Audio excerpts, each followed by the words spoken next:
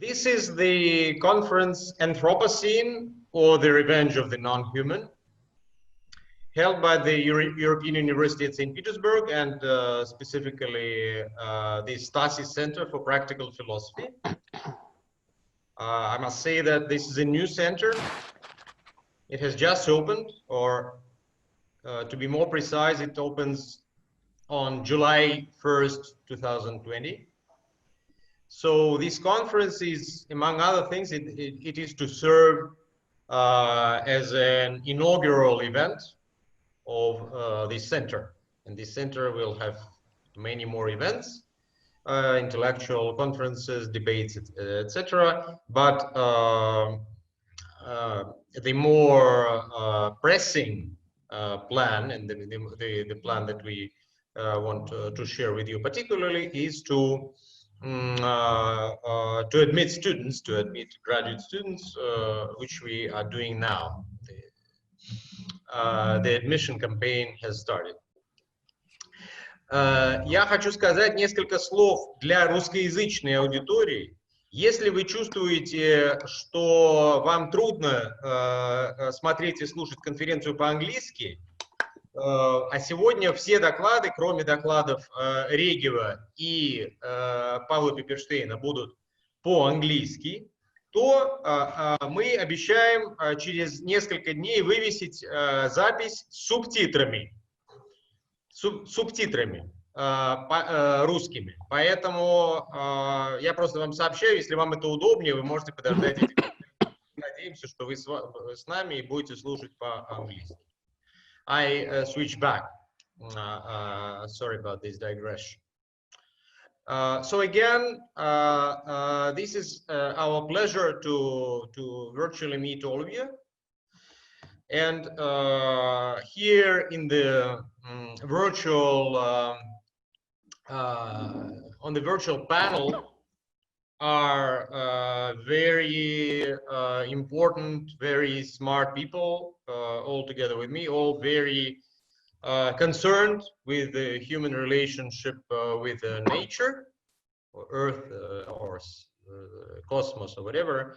And it is Oksana Timofeeva, European University at St. Petersburg and Stasis Center, Michael Marder, a professor of philosophy at the University of the Basque Country, Spain, Oleg Harkordin, European University at St. Petersburg, Frédéric Neira, University of Wisconsin-Madison, Yoel Regev, European University at St. Petersburg, Stasis Center, Alexander Etkind, European University Institute in Florence, and Pavel Pepperstein, who doesn't need an affiliation, who is known to all of us without any.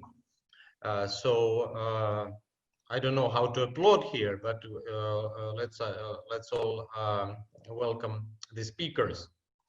Now I pass the floor to Oksana Timofeeva, to Professor Timofeeva, for also for some introductory comments.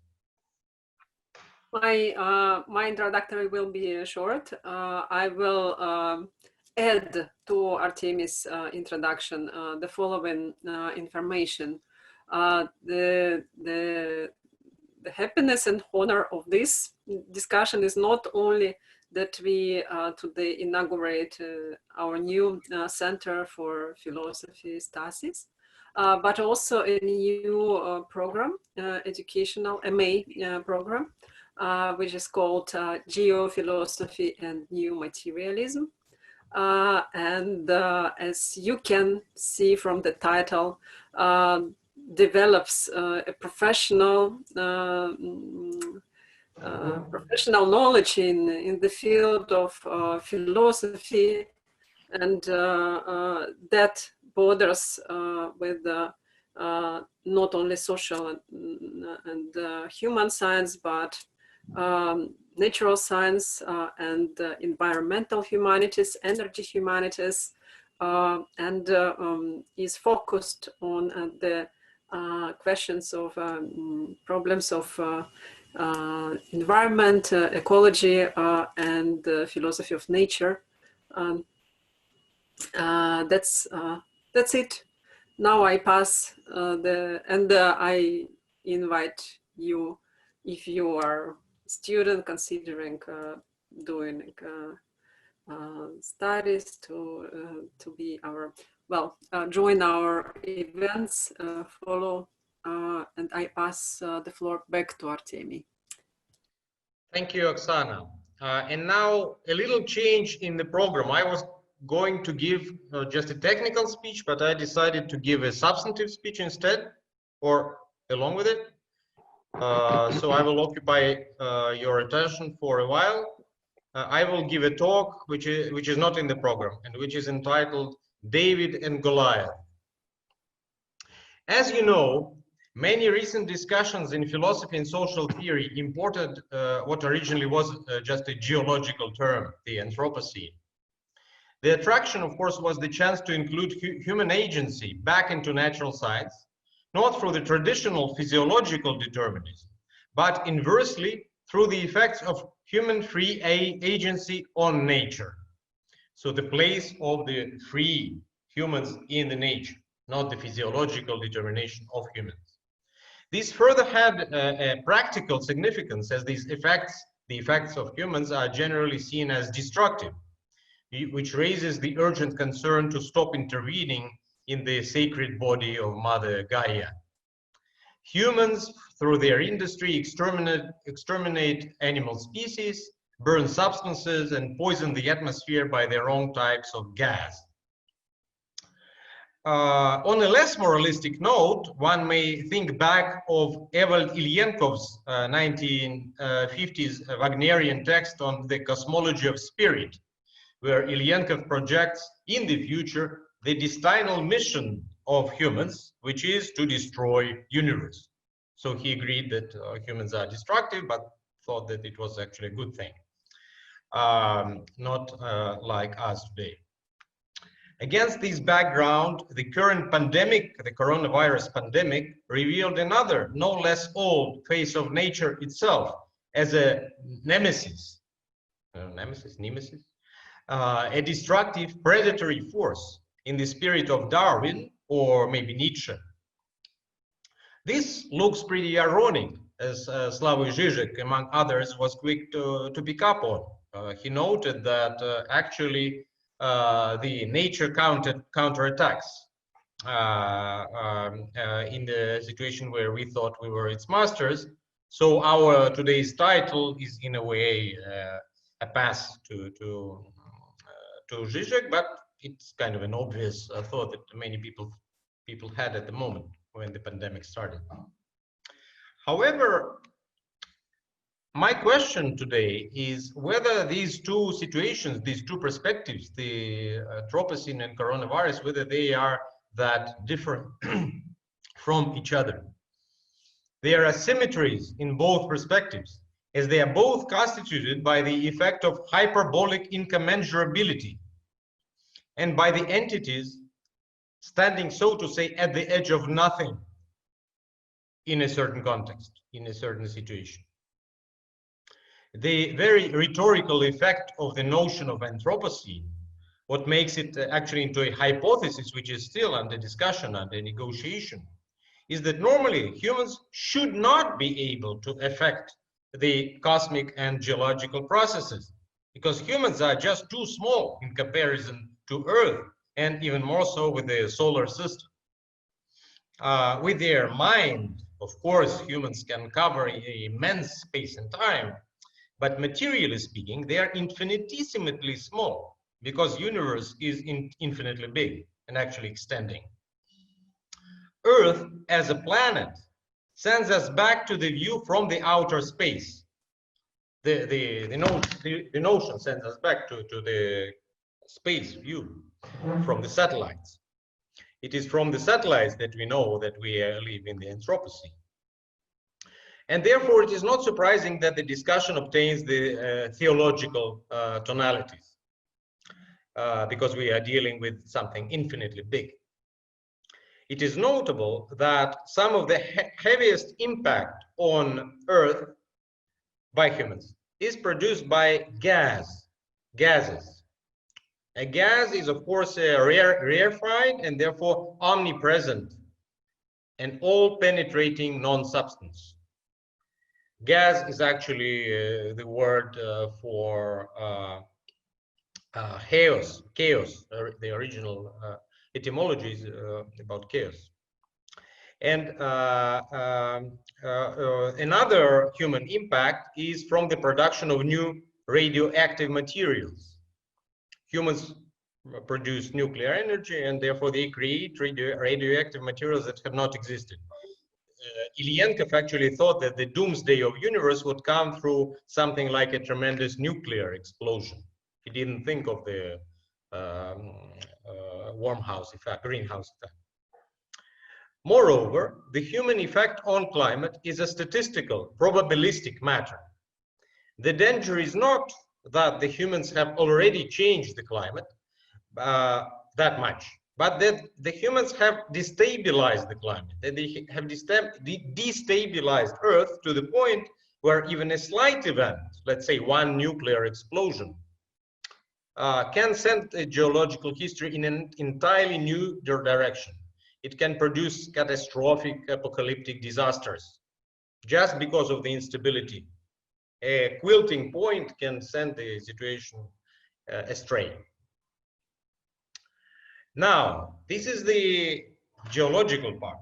But if we look at the virus, then the catastrophic encounter with the virus, and by the way, it is yet unclear whether this virus emerged naturally or, let's say, from the artificial selection. This catastrophic encounter is an event similar to the encounter with nature, but from another point of view. Here, actually, and this is an image which is much older than our dwarf's attack on the giant mother. Here we deal with the invisible animalculae, with these very, very small animals which invade bodies. Agamben was recently right to remind of the evil spirits connection in this regard, because the invisible entities had previously been seen as demons.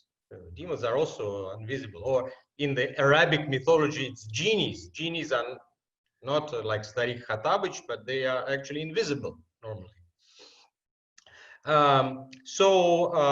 With our specific pandemic, unlike the medieval plague, the pernicious activity of viruses is actually multiplied by the anxiety of scientific knowledge and of the media, and by our new sensibility to any individual's death.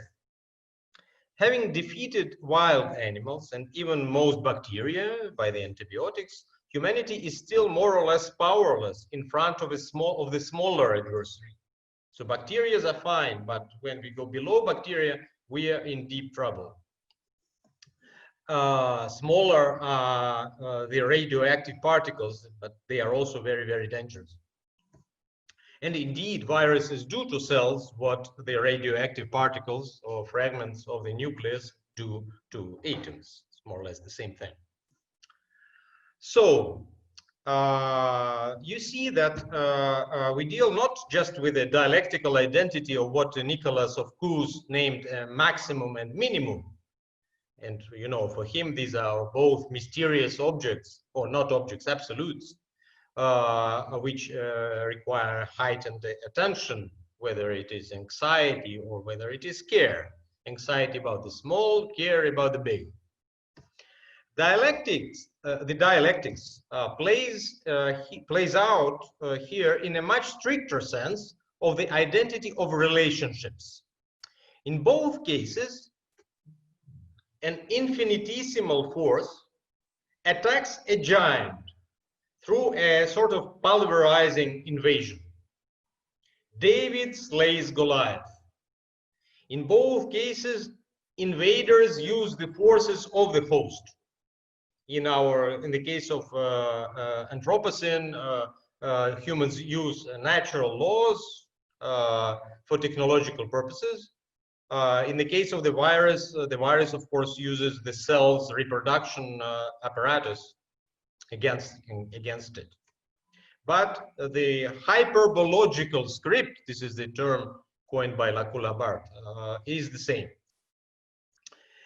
It just remains to specify what role the negativity plays in both cases. There are two negativities here. Obviously, humans destroy parts of nature, and the viruses destroy humans. They are both destructive. But there is also the negativity of human reflection, which proceeds from analysis, from our capacity of analysis. Diseases had always been there, but the fact that we singled out the disease agents as particles, objects, smaller than cells, is a product of our thought and technology. And here I bracket the hypothesis, which is quite very similar, that the coronavirus was actually cultivated in the Wuhan labs, not for mean purposes, but just out of anxiety. Scientists just wanted to know their enemy better, and therefore they cultivated the viruses, and then the viruses escaped. So the classical, not quite Frankenstein, but something like that. Actually, even the word virus originally doesn't have anything to do with particles. Virus means a poisonous liquid, not a thing. Because, you know, they believed in humors, in the humoral theory of medicine. So one cannot say this is not true, because inside the blood, if someone is infected, God forbid, you know, the virus is a liquid. But of course, now scientists, we know how to narrow these liquids down to particles. But we need all to understand that this is our perspective that does this. We stop the flow of viruses, we divide nature, and then in what way the virus becomes destructive? The virus becomes destructive because it resists this analytical procedure. It's the same with the atomic bomb. The atomic bomb explodes because the matter resists the atomistic theory. It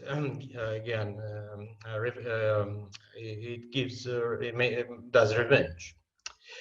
The production of gases, you say gases or gases? Gases, is also such an idealist or materialist negative effect. Gases are almost ideal entities. They are the leftovers of an incomplete idealization of substance. I repeat, leftovers of an incomplete idealization of substance.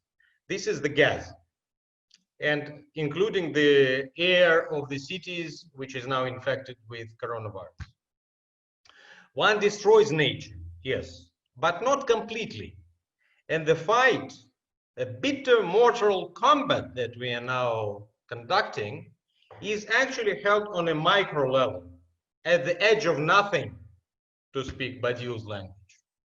This allows us to understand the current events which happen at the point of entanglement between nature and culture.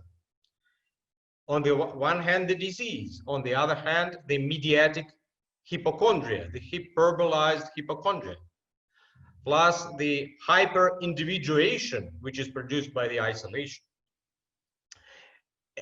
This about the pandemic. And then on the other hand, we have the apocalyptic psychological climate that accompanies the very real transformation of the atmospheric climate. In both cases, we talk about climate. Climate where it's also something invisible. So the sphere, atmosphere. Atmosphere is the gas. So this allows us to put forward the question for the future, whether there is a way to conceive a totality in a way that would not be organicist or materialist. Sorry to say that. Sorry, Oksana, who just opened a program about materialism.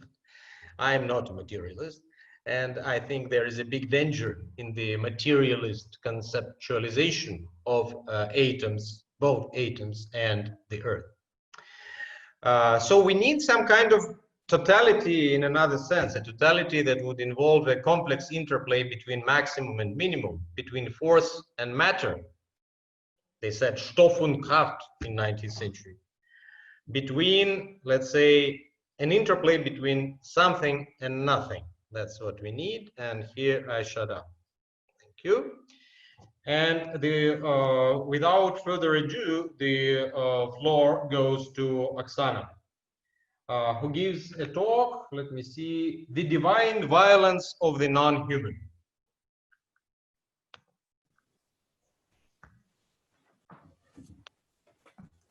One second.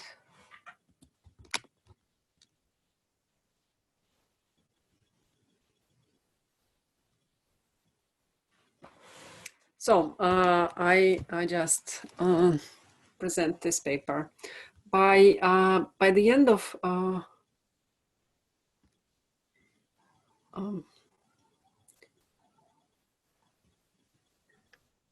What's wrong? I just yeah, okay. I'm happy how the window with the Zoom works together with my presentation, but it's not a big problem. So by the end of February, when it became clear then that COVID went outside of China's boundaries and began to rapidly spread around Europe, I was writing an academic article dedicated to the philosophy of the sun, and in particular to the idea of solar economy introduced in the 1930s by Georges Bataille. To put it very briefly, Bataille differentiates between two types of economy. The first one is that which we usually understand by economics. That is the human activity on Earth aimed at production, accumulation of goods, and economic growth. Bataille calls it restricted economy and opposes it to the general or solar economy, an economy on the planetary scale that relates to an ecological whole. Bataille invites us to reconsider the meaning of economic life and to think through the ways of developing a general economy commensurate with the laws of the universe, instead of going on and on with our capitalist economies that seem to produce an excess of goods, but without understanding how this excess must be spent gloriously, end up with the warfare or other disastrous consequences of accelerating production and accumulation. He was, in that time, he was particularly having in mind the growth of fascist ideologies and the dangers of nuclear war. There are natural limits of growth, and today we know it very well. In order to maintain current levels of capitalist expansion, humanity needs several planets like Earth, as one is not enough. We tend to receive from nature without giving anything to it. In contrast, the sun is the main source of energy, the source of all movement and life on Earth. And according to Bataille, its general economy is such that it gives without receiving. Solar economy is a gift economy. Humanity so far only knows some archaic elements of gift economies, such as in the past sacrifice and other bloody things. However, we have to keep on learning how to give, how to share. We can elaborate it into advanced, smart, self-conscious strategies. Be like the sun.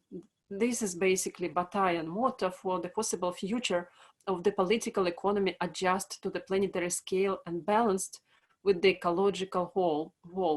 Bataille provides an example of an extreme poverty in India contrasted to the excessive richness in the USA. General economy suggests, I quote, suggests therefore as a correct operation and a transfer of American wealth to India without reciprocation. It seems, however, that such an economy cannot be practiced by humans within the system of capitalist national states. It can only be global and international. Bataille develops these ideas in his book, A Cursed Share. I've read it a few times, but there was something missing in my reception until this March, when the brutal intervention of life brought necessary corrections to my writing plans. At the beginning, I had trouble going on with the article because the novelty of the pandemic life was so high that it seemed incompatible with the academic routines such as working on a scholarly piece about long dead philosopher. But all of a sudden, in the middle of this rush, I finally began to understand this theory elaborated in the 30s and discovered that it is also valid today in our situation of drifting between coronavirus pandemic and climate change. But I certainly do not consider it as a ready-made, accomplished theoretical model that can be applied to this or that empirical data. It is an open book still in the making. And it is also important not to be alone in this crisis. One can find your own philosopher to get through it, be it Foucault, Latour, Hegel, Deleuze, or someone else. So Bataille was my choice, and I do not regret to make it. According to his theory, there are not only two kinds of economy, but correspondingly two types of violence. The first one is a so-called limited violence, or the violence of reason, as Bataille defines it. It's also can be the violence of also idealism, articulation, and of reason. It is congruent to restricted economy and designates various human limitations that pursue certain goals. All violence that we do against nature, so to say, including our own animal nature that we successfully repress for the sake of socializing and cultural development, falls into this category, together with the police or gender violence or things like that. The second kind of violence is called unlimited. It corresponds to the general economy, to the solar economy, and comprises the violence of the non-human. One of Bataille's favorite examples is volcano eruption. One cannot do anything about its appearance. That shows how fragile are all our constructions. It is important, however, that such violence was not there from the very beginning, but emerges as a response to the restricted violence. I mean, volcano was definitely there long before us, but we are the ones who perceive it as violence and not say fireworks of the earth. There is a great temptation to picture, it's actually, and Bataille says that this violence, this non-human violence, always rises as a response, emerges as a response to what he called limitations of reasons, or like police measures of reason. There is a temptation to picture COVID-19 and other disasters in terms of non-human violence raising as a response to the restrictive violence of humans, today also called Anthropocene, that conditions climate change and other things to which viruses like corona mutate and develop. Thus already mentioned by Artemy Slavoj Žižek, tends to interpret pandemic as a kind of nature's revenge. I quote, "When nature is attacking us with viruses, it is in a way sending our own message back to us. This message is, what you did to me, I am now doing to you," end of quote.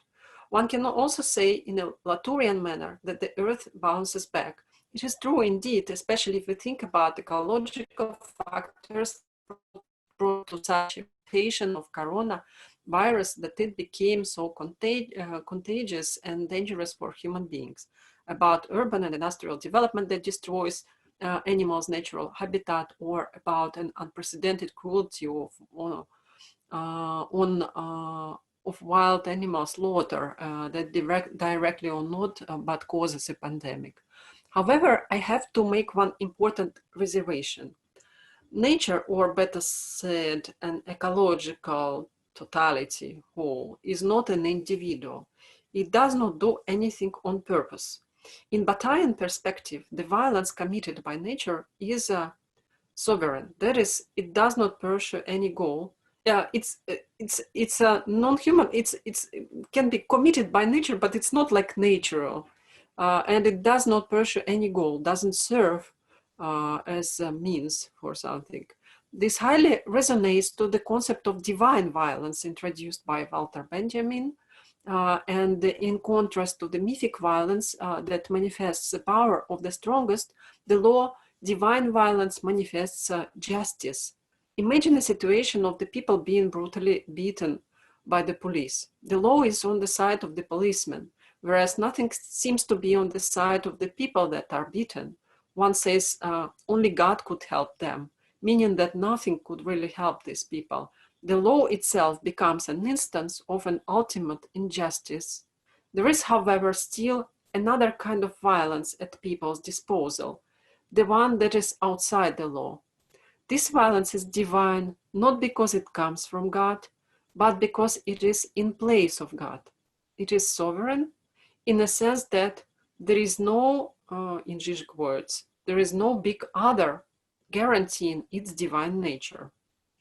So no policeman, no God, other than this violence itself, but also in the sense that in contrast to the administrative mythic violence, the violence of the law, this one serves no goal, it just strikes. Likewise, in the so-called full violence in Bataille, the so-called full violence would be subordinate to no goal. However, while in Benjamin, divinity appears as a manifestation or sign and seal of justice, Bataille's god of violence is alien to any moral categories of this kind. It cannot be just or unjust, but is absolutely indifferent and stands beyond good and evil. It's not God of theology, but rather the animal god, as Bataille calls her. That nature revenges or strikes back can be used as a metaphor. When we interpret its violence as a revenge, we translate it into human language. That is the language of restricted economy. The general economy is totally different in the sense that it is indifferent, like the sun that gives us life, but can burn us down if global warming will go too far. But not because it wants or needs anything, but for no reason, just out of excess. What we see as a disaster on the general scale might appear as luxurious expenditures redistributing energies around the planet. Nature does not talk to us as we talk to it, thinking that we are masters to whom it should obey or die, or her wandering kids whom she must forgive and accept, or so on.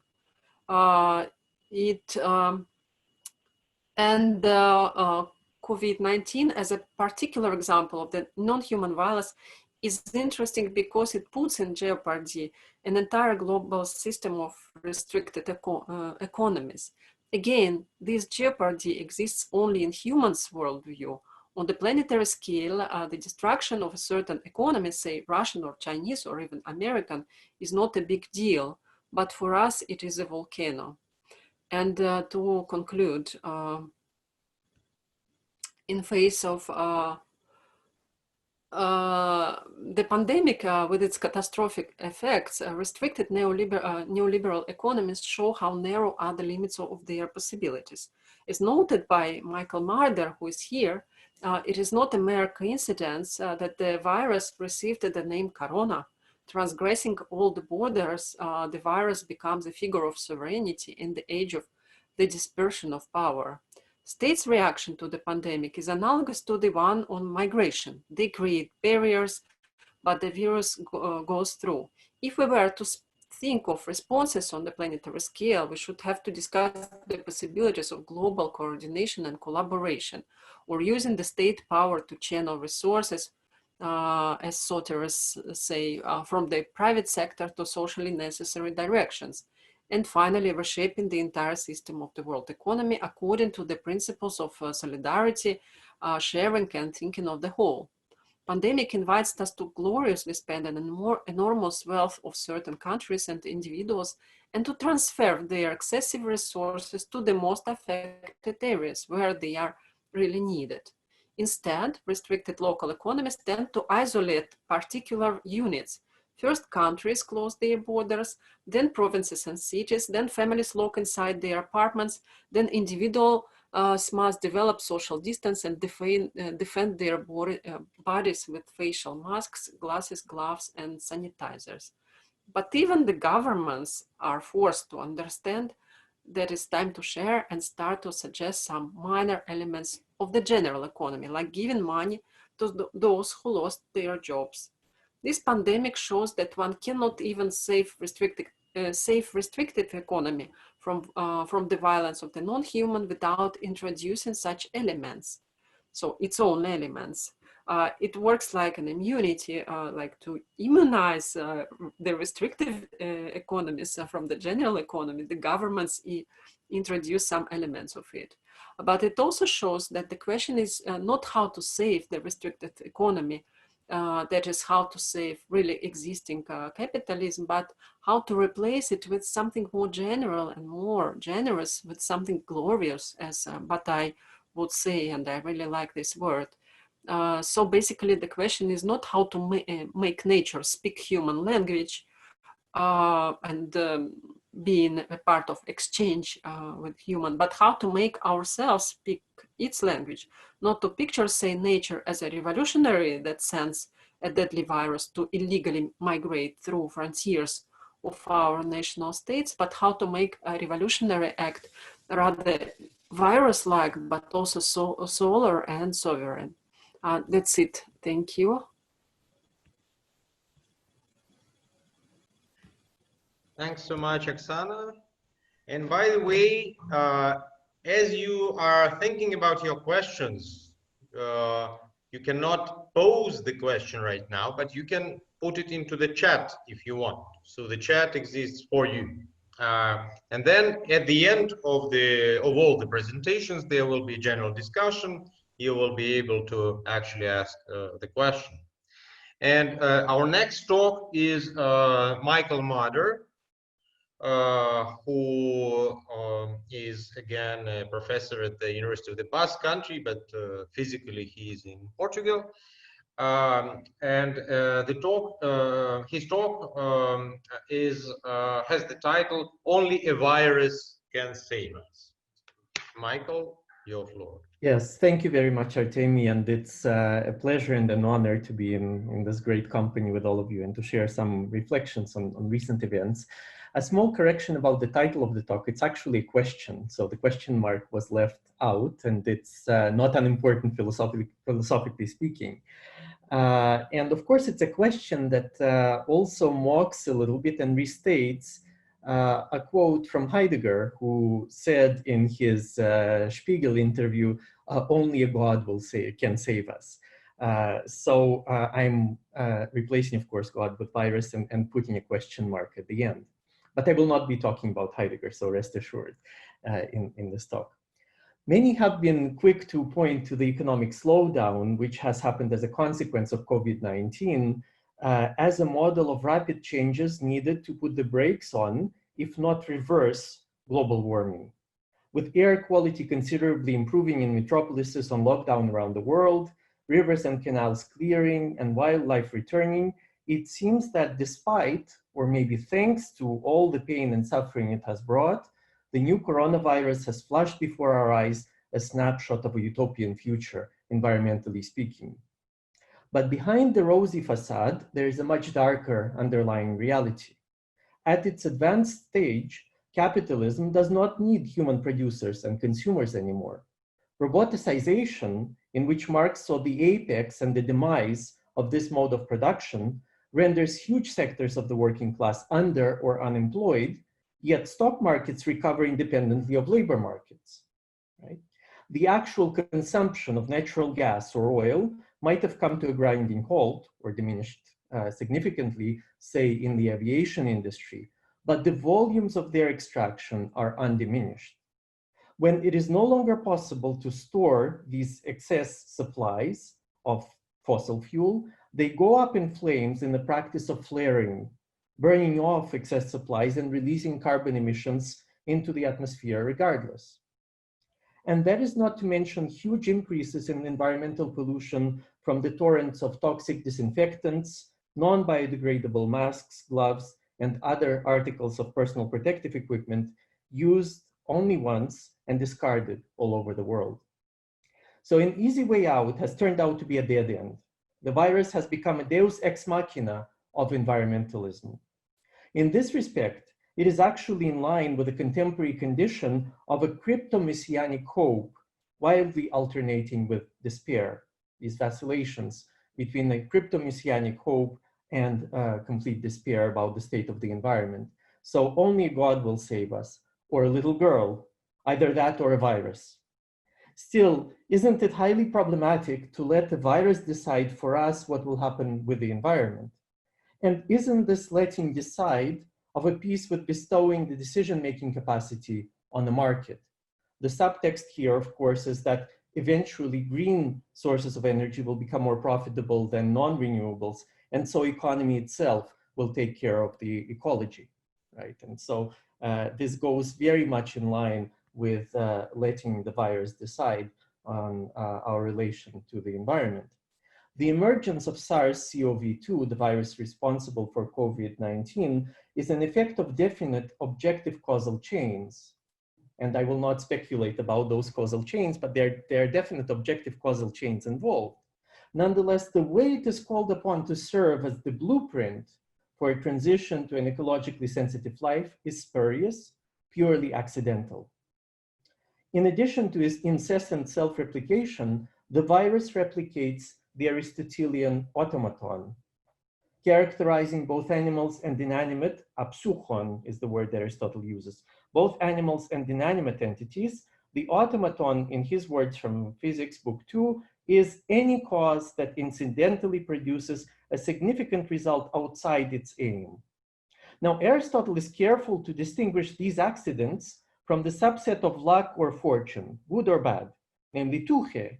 And this is what he says about tuche, this luck or fortune, whether good or bad, where such a result springs from deliberate action, though not aimed at it, on the part of a being capable of choice, unquote. So by saddling the virus with utopian environmental hopes, we're trying to convert a dubious automaton into tuche, and hence into an act. We could say perhaps that the very notion of the Anthropocene hinges on an unarticulated and largely concealed transition from one Aristotelian type of accidental occurrence to the other, from automaton to tuche. In part, the transition is justified, in fact. The remnants of anthropogenic activity in the crusts of the earth, in the oceans, and in the atmosphere are not on a par with the behavior of wild animals or inanimate objects. The material traces that give the Anthropocene its identity also contain the ideal traces of human intentions, refracted and perverted. So those ideal traces persist in the material traces themselves, even though they are refracted and perverted through their absorption into this material substratum. The unintended repercussions of industrial activity are just that, the cumulative consequences of human acts. Yet, insofar as they are absorbed by the soil, by the bodies of water and the air that they dramatically remold, these consequences follow the opposite trajectory back to the automaton through the changes that they trigger. What we're facing is an amalgam, a mix of different types of incidental causality that cannot be easily separated from one another. Now, with regard to the virus, the implicit transition of an automaton into tuche is a double-edged sword. On the one hand, it promises a drastic turnaround in the ecological situation. On the other hand, it breathes meaning into this idea of a revenge of nature, which we're discussing here, now ensouled and imbued with the deliberateness of acting. And I very much appreciate the way Oksana has problematized that deliberateness of acting with respect to nature. The idea is that only nature's revenge will prompt notable changes in our relation to the environment. Only the zigzag of natural history surprising us from behind our backs will force us to alter in a radical manner our ways of life. Now, the usual framing of revenge in the case of the new coronavirus is the following. Humans have made an incursion into the territories of wild animals, whom they have exploited, killed, and indeed nearly exterminated. And now the virus makes its jump across species lines and infects humans. So we are paying dearly for all the violence we have unleashed against other living beings. Now, this reasoning, I think, is not particularly relevant to the Anthropocene, insofar as the situation involves direct engagement with humans. However instrumentalizing that engagement has been, it rotates within the universe of Tuche on the side of humans and of an automaton on the side of animals and of the virus. I think that a much more interesting research hypothesis is the one that was made by Russian scientists Boris Revich and Marina Podolnaya in the journal Global Health Action nearly 10 years before the current pandemic. The title of their article is the following: Thawing of permafrost may disturb historical cattle burial grounds in East Siberia. Now, why is this an important event? The reason why the events that they predict are significant is that between 1897 and 1925, millions of deer, cattle, and people in the Russian north died of anthrax. The bacteria remain viably preserved in the frozen ground, and in the author's words, and I quote, as a consequence of permafrost melting, the vectors of deadly infections of the 18th and 19th centuries may come back, especially near the cemeteries where the victims of these infections were buried. Here we have the real nexus of the Anthropocene and infectious disease. The Earth, in its interaction with the atmosphere, transformed by the unintended effects of industrial activity, begins to orchestrate disease vectors. It's a geoinfectology, right? It begins to orchestrate disease vectors separated from us in space and time. The mutual imbrication of the two Aristotelian kinds of accident is much more pronounced in this case than in the transgression of species boundaries by coronaviruses. Now, to return to my point, references to revenge by non-human actors are only meaningful in a non-metaphoric, non-allegorical sense if the accidental offshoots of their acts have a minimum of tuche in them. But this does not yet explain the dynamics of revenge itself. I can't think of a philosopher more attuned to these dynamics than Nietzsche. For Nietzsche, revenge, Rache, participates in the inversion of values and represents the reactive power of the powerless, the power of those who have no power.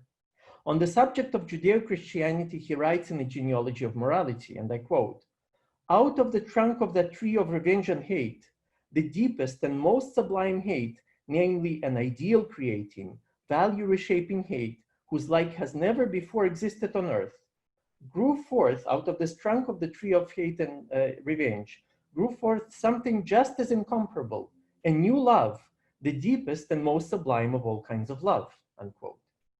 So in Messianic, love-bearing revenge, which Nietzsche outlines for us, the world is saved by a resentful powerlessness that empowers itself through a metaphysical inversion, which he calls the slave revolt in morality. So only an impotent God can save us, or a girl, or a virus, right? Pinning environmental hopes on the latter, on the virus, is trying to renew life through what neither dead nor alive militates against life, very much in keeping with the logic that Nietzsche detects in the revenge of the powerless. Now, the impasse of the Anthropocene is that of the revenge of the powerless, precisely.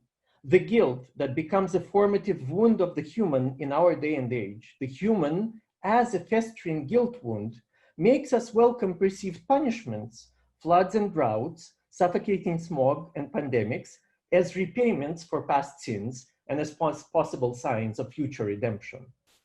From such a revenge creative of idols and ideals, love is professed for the world, for future generations, for climate and all other kinds of refugees. In other words, the relation anthropocentrism-Anthropocene replaced the relation between Judaism and Christianity as Nietzsche envisioned it. Apparently dissolving its predecessor and adversary, the second term in each dyad practices what Nietzsche calls the secret black art of truly great politics of revenge, of a far-seeing, subterranean, slow-working, and pre-calculating revenge, unquote. The true revenge is that of the freshly discovered love for the non-human, not of nature that strikes back. And this brings us back, very briefly now in conclusion, to the typology of accidents in Aristotle.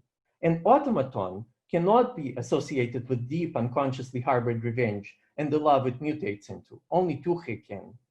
While I have already indicated that these types may frequently become mixed, It is not the entity itself, say a virus, that belongs more to one type of accidental causality than the other, but the framing and specific situation in which an entity interacts with itself, with its environment, and with the warped intentions deposited there in the environment. One significant difference between Judeo-Christianity and Anthropocene has to do not with who is crucified in the name of love that issues from the tree of revenge and why this happens, but with how. First, who is the crucified one? On the one hand, the Son of Man, God who has become humanized, and Anthropos, the man who has become deified, right? Second, why does this happen? To expiate the sins of humanity, beginning with the original sin, and then on the other side, to expiate the hubris of having placed the human at the center and at the apex of existence. Third, how? How does this happen?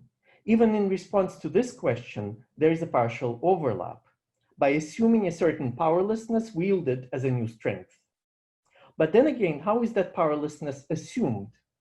This is where responses diverge. Christ offers himself up in a self-conscious sacrifice. The Anthropos of the Anthropocene becomes an unwilling host for bacteria and viruses that control us, all the while just dissipating through the effects of its action into the air, into the earth, and the sea through these cumulative byproducts of industrial activity. In its mode of relating to itself under the heading of the Anthropocene, the human produces and reproduces itself as an automaton, while assigning to viruses and the like the accidental effects of tuche. In this strange predicament, revenge and love belong on the side of the non-human, even as the human continues tacitly to allot roles and functions from its recently avowed lowly position. Now, the image of a virus on a nanocross is not so absurd, considering that humanity itself has rendered itself viral, an automaton in its self-replication, in its seemingly ever-present, yet largely unintended insinuation into every domain of the earth. And considering also that the virus has been humanized as an agent of revenge or the forerunner of a bright ecological future. What is absurd is not this image of a virus on a nanocross, but everything that has made it possible. We should not underestimate the depths of nihilistic despair, which pins its hopes on a more or less lethal virus as a savior. Rather than an indicator of the path to be followed, it is a symptom of not knowing just how dire our situation actually is. Thank you for your attention.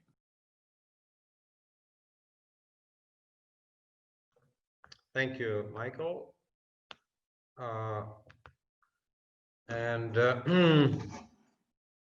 We apologize for losing the question mark. It was really crucial. This changes everything. And the next talk will be by Oleg Kharfortin. Oleg is professor at the European University and a director also of a center which is called Res Publica. And his title is Who Can Strike a Contract with Nature?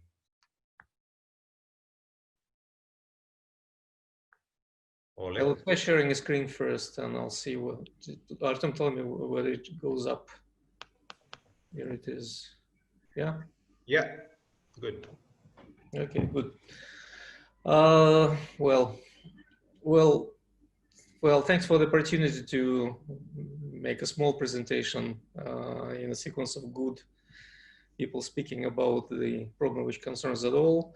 And I'll start with a short remark just to say something to Michael, who just finished. I talked to the folks at our Center for the Social Studies of the Arctic.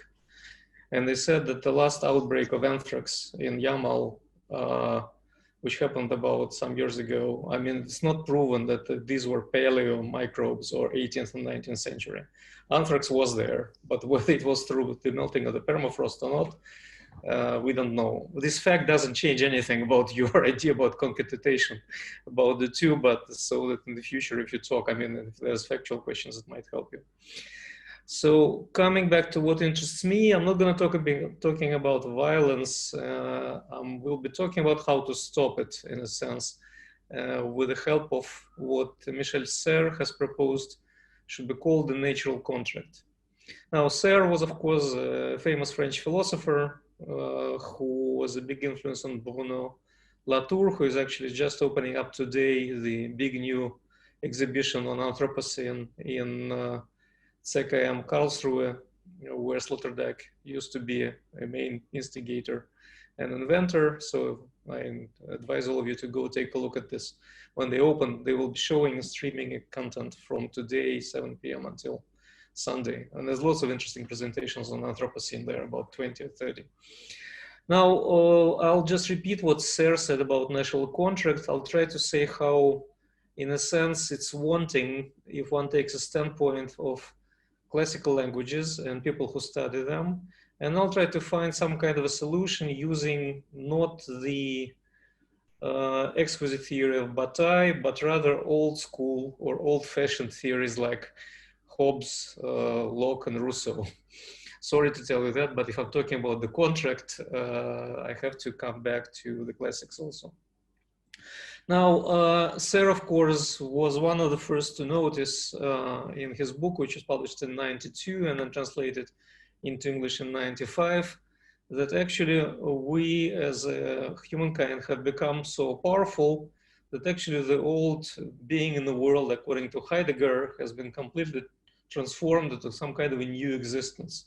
We have become being as powerful as the world rather than being in the world. And actually what corresponds to this existence of the subject at a new level is the existence of course, what he called world objects, like the internet, the satellites. I mean, these are not something which you can put in front of you as an object, thrown in front of you, rather that has a planetary dimension. And because of that, of course, not only do we have to change philosophy, but we have to somehow deal with the fact that world objects are responding to the action of world subjects, to being as powerful as the world. And his example in the '92 book was not the virus, not the, but more kind of an event close to the global warming, meaning at the time he referred to the drought, which was killing thousands because of our overuse of the earth. So the earth strikes back. Now, of course, for him, for Serre, violence is the basic condition, not the state of nature, which is the state of war. Rather thinks that wars are happen when violence is regulated by some kind of laws. So when he called for the pact to be signed with nature, for the humankind to think about how to sign a treaty with nature, he was thinking for something which I would call some kind of a Geneva Convention. Actually, if we wage war on nature, at least we have to have some rules, rather than acting into it in such a way that it strikes us back in remorse without any rules in our interaction with her.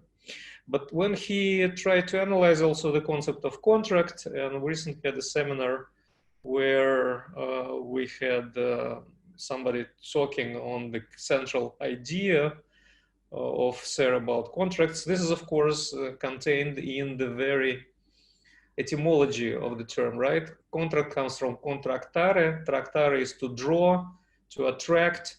So in the whole idea of contract, there's a notion of the link, of the ligament, of something which is a conjugation, meaning which puts two oxen under a common yoke. So it's a rope which links. Contract is a kind of a tie which links phenomena together. And I like one metaphor which for some reason is very much in correspondence with many thinkers. It's not really like the something which comes in Zahir, Mazoch, and Venus and First, which we have recently discussed, where people are tied for different purposes, but rather it's like a goat which is tied by a rope to a pole, and the goat is free to roam within the perimeter until it hits the whole length of the rope, and then it realizes their limits. So in a sense, if you think that your clothes are some kind of a constraint, of course you're free to walk them and use them the way you see it, but sometimes they can become a straitjacket. That kind of, it's freedom within limits. That's what the contract is, according to Serre. And he thought that we learn those limits when we suddenly have the when we act with our huge atomic energies right now, or the way we affect the climate, the Earth, because we talk to her in the language of forces, also responds to us in the language of forces. And it's that's what kind of one is linked to another by a ligament, by a direct tie. And it turned out to be that we're more, of course, as humanity, we initially thought we're just maybe some kind of a goat, but it turns out to be that right now we may basically act in such a violent way that we can take out the pole which was firmly rooted somewhere and run away with it. And God knows where the whole system then is going. Why I was using this metaphor with a goat tied to, do you see the next slide? Yeah, okay. Because it also is kind of central to the classical description of the contract with nature, which appears, of course, in the classical first treatise on the description of atomic materialism, or on physics, if you want it, which is Lucretius De Rerum Natura. And of course, Sayre is famous also for having written on it in a very interesting book, which was published in 1977, trying to argue that this is all liquid physics and it all corresponds to our contemporary knowledge about the universe, and that everybody like Newton and Galileo, who were discarding Lucretius as not really scientific enough, they don't understand anything about modern physics, and Lucretius did understand everything. But there, the thing which interests me rather than that general argument is his idea that the central concept which we can save from the voluminous work of Lucretius is, of course, the concept of the laws of nature, which actually in original Latin is Foedere Naturae, which is the pact of nature, not the law of nature, but rather the pact of nature. And after Galileo, we started to believe that these are immutable laws inscribed in heaven, and that's why we have to basically correspond to them. They're unchangeable. While pacts are, of course, they're mutable, they're changeable, and this is a different thing. So why did Lucretius take such a strange description for the laws of nature? And what can we do with it if we want to strike a pact with nature, or some kind of a treaty with that? Well, here comes the explanation, which Sayre didn't have, but there's quite a number of books by people who teach in Cambridge and Oxford. And I beg pardon for those who already heard me speaking about that, but basically there's a body of knowledge of classical languages which tells you what is a foedus, why Lucretius applied the concept of the foedus to the laws of nature. And the usual explanation is the following. Foedus was the title for a peace pact which the Rome, when it conquered the city, was signing with this city, which was federated into that. The word federation comes from foedera, which is a plural for foedus, a singular treaty. And there were special priests who were appointed to sign this peace treaty, who made a ritual in the end of the war between Rome and its conquered future ally, when they finally established peace. It's funny that if it takes a look at the details of rituals, they were also setting limits. Physically, they were putting boundary stones when they were proclaiming the end of the war, within which there would be no war anymore. So the federated city was free to roam in that space, but they would be linked with a surpassed it. I mean, there would be war outside. So in a sense, it very much reminds of the metaphor which, with which Michel Serre described the way the laws work when they limit the goat as a contraction, as tying it with a rope or a ligament. Now, if Lucretius thought of laws or pacts of nature on the model of Rome conquering other cities, then it turns out to be that he used a model which is completely different from what Sayre thought about it. And that's why I say he was a bit mistaken. Nature in this model strikes a pact. So nature is one party to the contract, but it strikes a pact like this official priest, like a Rome, which represents Rome, with whom? With all of the universe, with physical bodies composed of atoms, and it gives them limits of how they can behave themselves. So we have physical bodies which are predictable constellations of atoms, because nature has given them the law according to which they live. And they have struck a law with nature. And well, I mean, it's like giving a rope to the freely roaming atoms, which suddenly become limited by that rope and that ligament. Now, if one takes a look at how do we get from here to a contemporary need to perhaps strike a contract or sign a pact with nature, for which Michel Serres was advocating, we still have to figure out who are the parties to the treaty, who are the signatories. And here, of course, comes the usual dialectical trick, and that is nature signs a pact with itself. Those of you who love Spinoza would love the conclusion, because on the one side we have natura naturans in old school theological Latin. On the other part, we have natura naturata, nature which is creating itself, and nature which is already in established deformed form.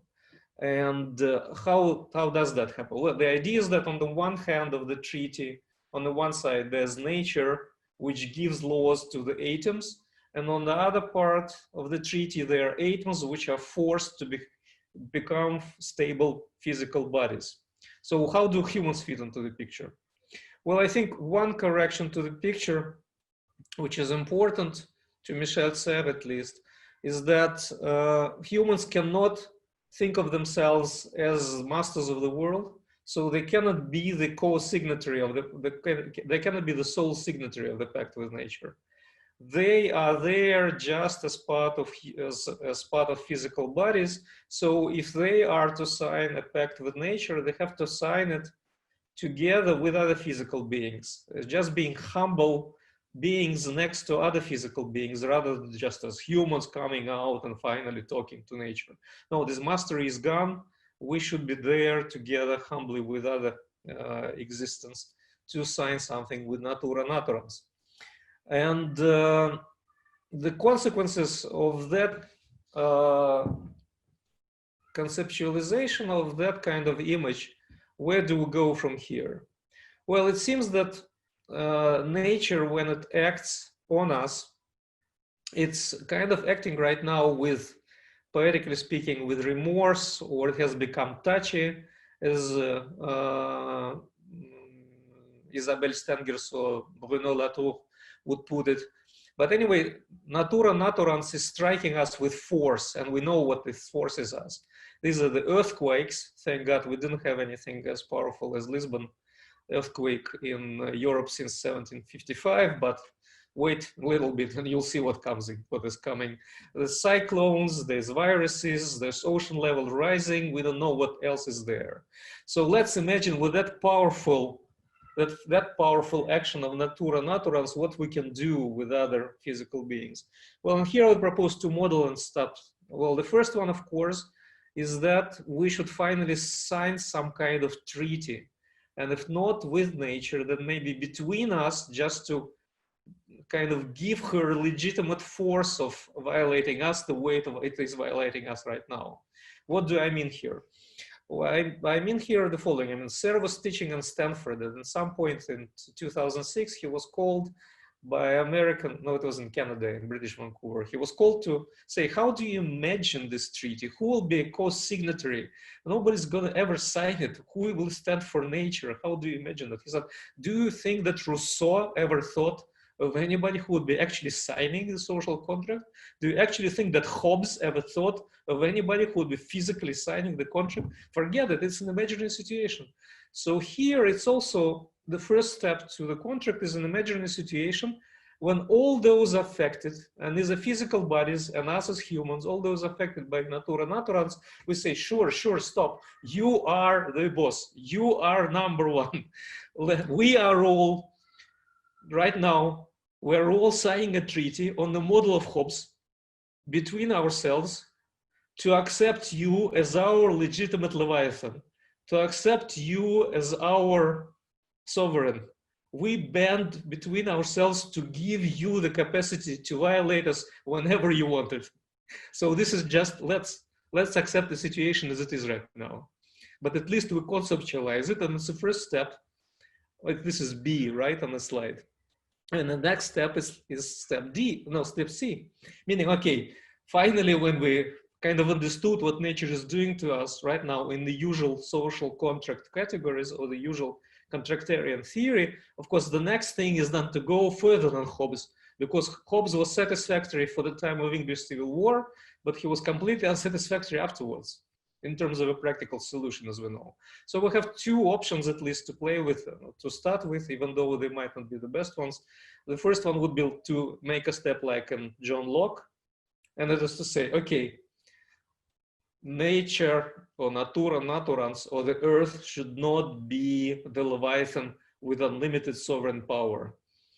It should be entrusted with some capacities by us in a fiduciary contract, which we can cancel if it is not playing by the rules.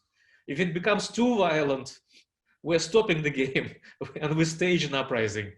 And we start actually annihilating, for example, us together with her all together. But this is not the way. Let's play by the rules. And another, of course, way out is not Locke. It's not liberal solution, but rather it's Rousseau, which is popular sovereignty, and saying, hey, you think nature, you think natura naturans, you think the earth, you are the sovereign. Actually, we just given it to you because popular sovereignty, the sovereignty of physical objects, which include humans and non-humans, this is where the core of the thing is lying. And let's see how we go from here. But then, of course, here we enter the difficult question of how will we conceive of the dignities of not only the human being, but also of the physical things. And that I leave you to ponder without maybe with one remark. You know that Switzerland already had a discussion on what to do about with the dignity of plants in early 2000s, and they have laws on that.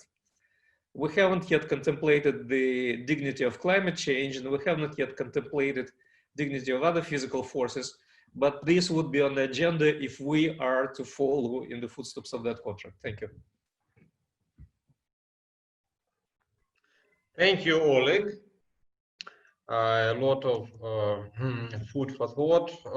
Now we have a project. Now we have a political project in our conference already. We can send our proceedings to the government. Because Oleg will be leaving us earlier, the only chance to actually ask something from him will be in this chat. And I already started using this opportunity. Our next speaker is Frédéric Neyrat, who was a well-known French philosopher and now is a well-known American philosopher, I guess. And he works in the University of Wisconsin-Madison in the US. And his title is Inhuman as Hell, from the Anthropocene to the Alienocene. Thank you, Artemi, and thank you for your invitation. I'm very happy to share this moment of thought with you people. It's always good to have a moment of collective elaboration, collective thinking. So I am just going to read something, a very short text, and the goal, and maybe it is one of our goals, is to find the correct name of David, right? So, okay, let's go. So according to Jason Moore, two operations define what he calls the Capitalocene, a period that began during the long 16th century. The operations through which nature is constructed as external, something to code, quantify, and rationalize, and the operation of appropriation through which nature is turned into a mere factor of production in service of capital. Both operations demonstrate that capitalism, rather than an economic or social system, is, I quote, a way of organizing nature. The kind of nature that works for capitalism is what Moore calls cheap nature. That is to say, nature appropriated as an unpaid work energy. But reality doesn't match the capitalist project of abstraction and appropriation of nature. Actually, Moore writes, the web of life is busy shuffling about the biological and geological conditions of capitalism's process. The web of life is nature as a whole. This is nature as us, as inside us, as around us. It is nature as a flow of flows. Put simply, Moore writes, humans make environments and environments make humans, end of quote. While I broadly agree with Moore's assessment, I want to question the last sentence. That is to say, the symmetrization of humans and the environment, or what Moore calls the extra-human. The environment, or what Moore calls the extra-human. A symmetrization at play in what Moore calls the double internality. That is to say, the fact that capitalism works through nature and that nature works through capitalism. My goal is neither to unify nature and society against any sort of organicism, nor to maintain the divide in nature-society, but to break the secret complicity between the divide and its eraser in a web, a whole, or a man-made reality. This secret complicity constitutes what I call effective constructivism, that abstracts nature on the one hand, arguing that nature as such does not exist, to produce a better inclusion or reclusion of nature on the other hand. So let's be more specific.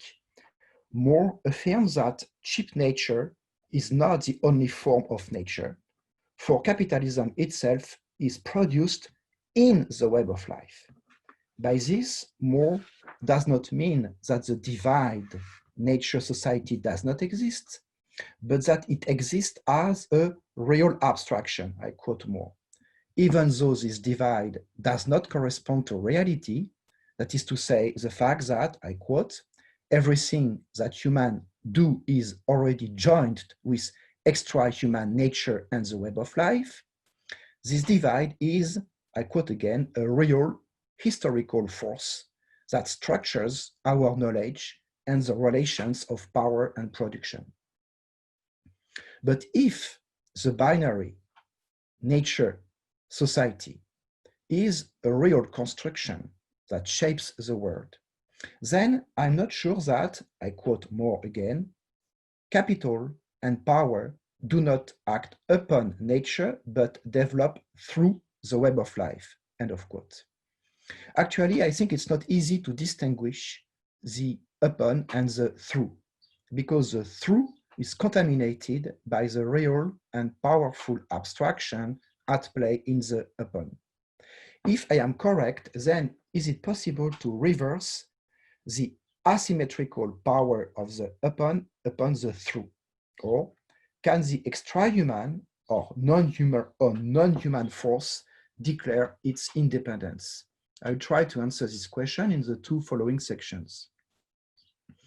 As geographer Nigel Clark noted, theoretical approaches that insist on the hybridization of non-humans and humans too often seem to restrict the scope of these hybridizations to the framework of networks initially created or recreated by humans, as if it were difficult for non-humans to exist apart from humans and to build relationships among themselves, as if human beings obstinately refused to recognize an ontological power that not only exists outside of them, but in relation to which they should recognize a dependence, that is to say, a relational asymmetry that does not require us to be in nature, but with it, close to it, toward it.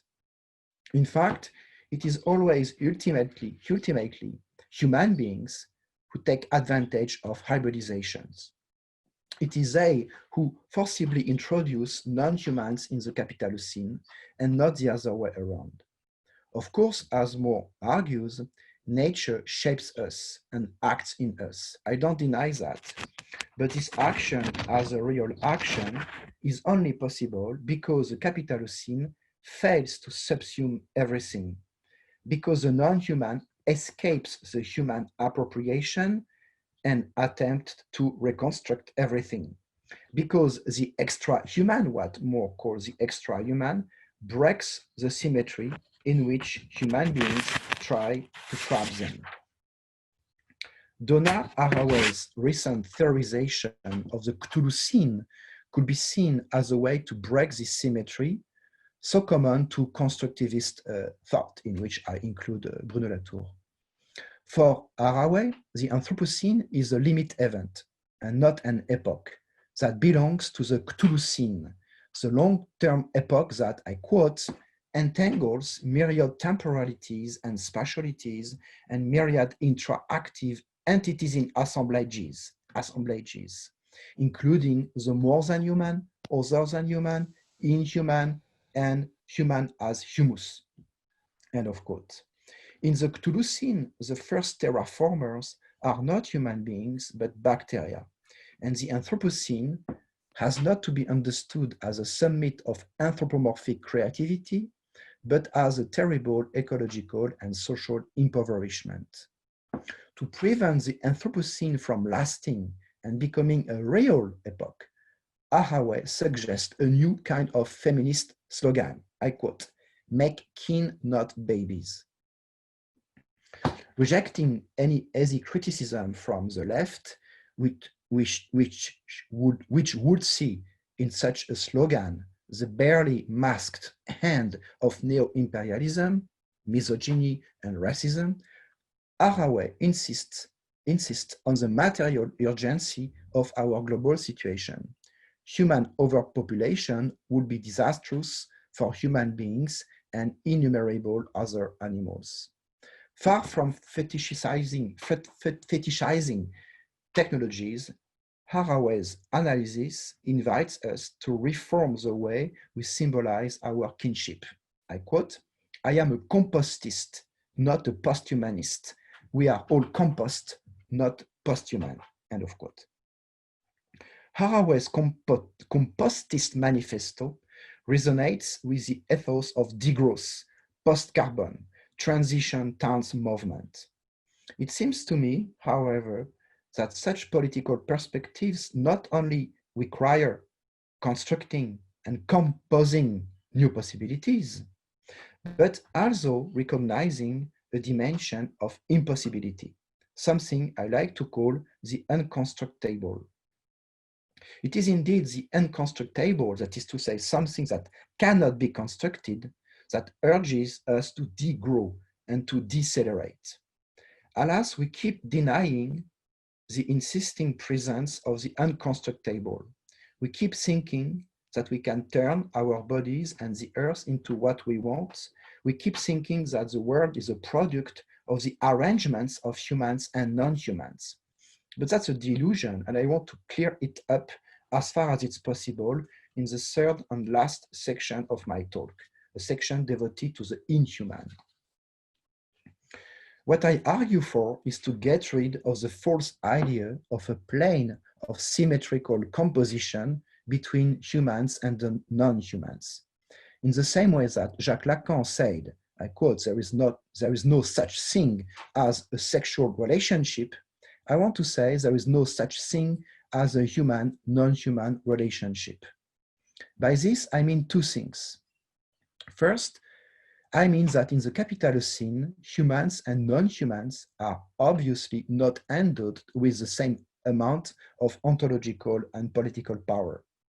Actually, when nature is turned into an abstraction, nature is abstracted from its own power. Nature becomes a factor of production, and nature as natura naturans disappears in favor of homo naturans and all his machines. Second, I mean that when a volcano explodes, when radioactivity or virus spreads, I don't think that these events reveal the secret power of objects. I would prefer to argue that then it is the status of objects as such that is put into question. The non-human object suddenly loses its envelope and reveals its inhuman core. Inhuman nature manifests itself beyond any sort of negotiations, to use a famous eco-constructivist concept, between non-humans and humans. When the inhuman manifests itself, we are not any longer in a space of drama, that is to say of actions, but of tragedy, a space in which we learned about what should not have been done, a space of undoing instead of doing.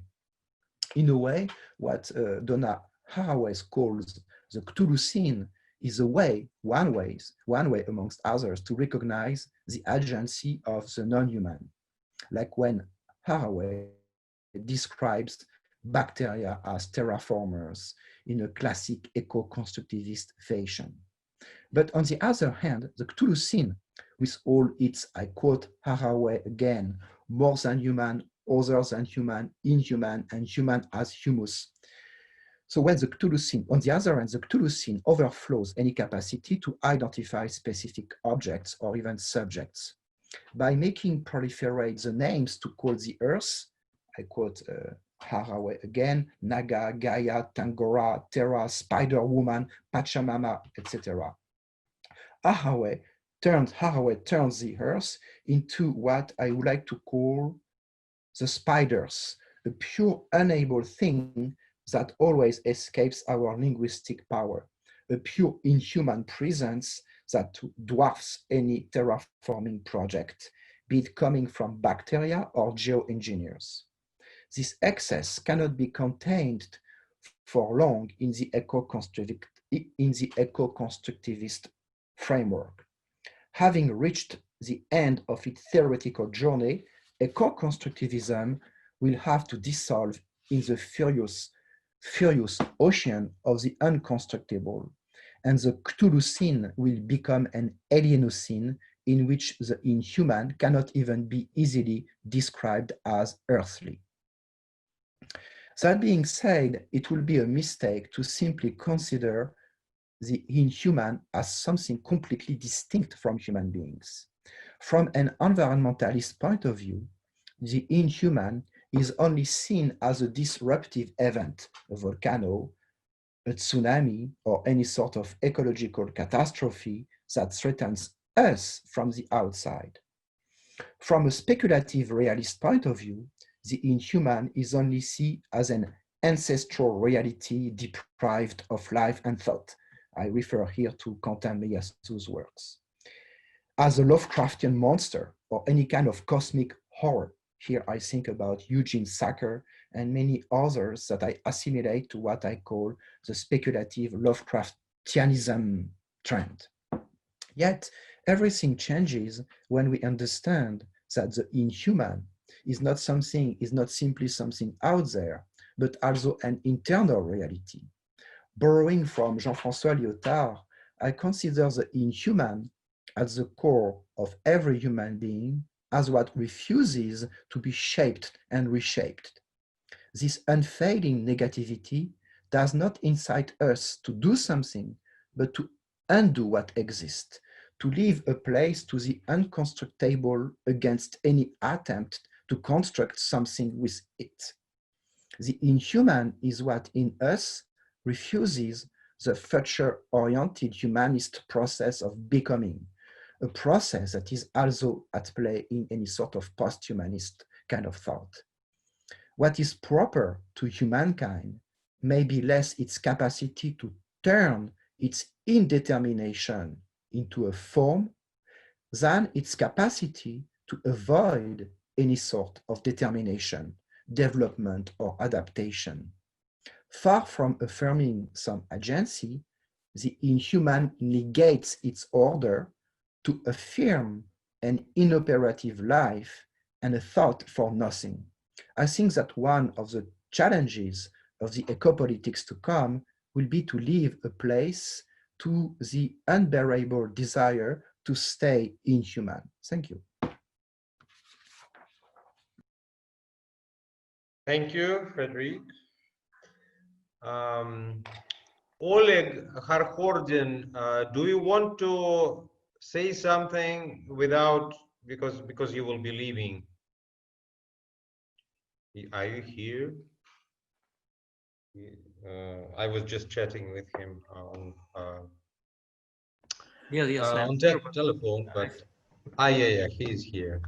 Okay, by way of exception, you have like 5 minutes to respond, because there were some, I think people didn't quite understand your contract theory, who contracts with whom and who is the resulting sovereign, and then there are questions to that.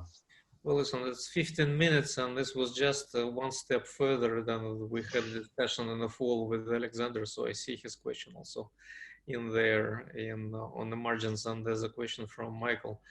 Well, basically, the situation, to answer the 2 questions from Michael, the situation is as follows.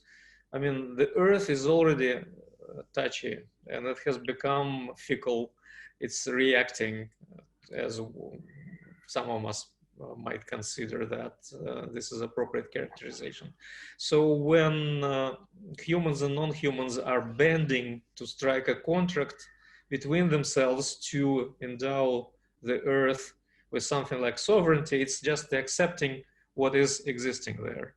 Whether the transfer of violence into the hands of one single sovereign is happening or not, and whether that sovereign is then defending those who have transferred power, this is the question of facticity rather than the question of normativity. What do I mean here? It's the question that why Locke would appear, which would consider Hobbes to be an inadequate characterization, because he would say that the sovereign would always violate those who have delegated the power to it, him or her, or the way you characterize it. On the other hand, the sovereign never wholly takes away the capacity for violence. As you know, in Hobbes, citizens have to obey the sovereign with one exception, when he is not guaranteeing their security and their life. Then they can basically say, this is it, I'm leaving, I'm not going to the army if you go and kill me. So this characterization was the way to kind of say that we should just accept what exists in the metaphor of the Leviathan. And the second thing was to then see what we can do with that. Alexander, of course, poses a good question on the basis of his the last chapter of his book on the nature of evil. Usually we take, Gaia to be an alternative to Leviathan, and here it seems that I'm conceptualizing Gaia as the new Leviathan. Well, that's in a sense that's the problem, in a sense that natura naturans, natura naturata.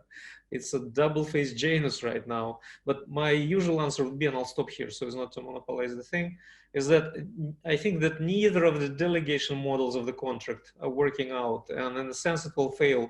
If I have to do a slide 4, I would go back to the pre-representative and pre-delegative models of res publica in the Romans. And as you know, I'm usually working on that, but I'm not going to expand on that right now. So sorry. Thanks, Artem. And also thanks. Yeah, sorry for Frederick, who had to listen to me instead of having questions, but I guess you all guys have. We will have questions in a while. And while you are with us, you can continue by chat. Thank you, Oleg. And our next speaker is Alexander Etkind from the European University, of course, in European University Institute in Florence. And I'm actually particularly grateful to Alexander because he kindly accepted our invitation fairly late, but he, of course, is always ready to speak on this issue. So here again, a question mark is absent, but here I know it should have been there. So is it really a revenge? Is it really a revenge? Okay, Artyom, thank you for inviting me, and I'm happy to be here with you. So let's hope it will work. Yeah. So I want to play a contrarian right now, even though this logic of ascribing partnership and partial responsibility to nature is pretty close to me. But as for the virus particularly, I don't think it is a revenge. I am sure that this viral infection is just one of the manifestations, past and present and future, of our own kind of self-destruction. So there is, it's not only about the destruction of the natural habitats by human activity or appetite. It's these are more general issues such as overpopulation, centralization. So many people, it's just not just that there are so many people, but so many of them live in places like New York or Moscow, so close to each other. It is pollution of the atmosphere. I'm sure you have all heard or read the research which shows that the virus, the current coronavirus loves polluted cities more than less polluted ones, if there are such things. So,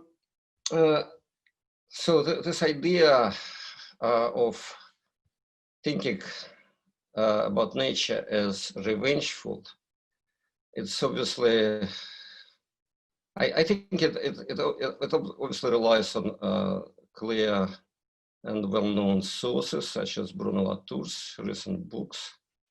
But I think he said pretty clearly, and I agree with that, that even though Gaia and or nature, which also includes humans, even though it is a whole, it is a kind of organism, it is not an anima, it doesn't have soul or psyche or desires or for revenge. And I love the idea that we're going back to some kind of previous stages, what we would call it, demodernization or whatever. It does happen with our distancing, self-isolation and all that. But I think that animism is too far a place to go. Maybe new romanticism would sound better to me. So my idea is that it is not someone's, sorry for the misprint, it is not someone's revenge, or it is not someone who makes revenge. It is our vices that bring us to this condition.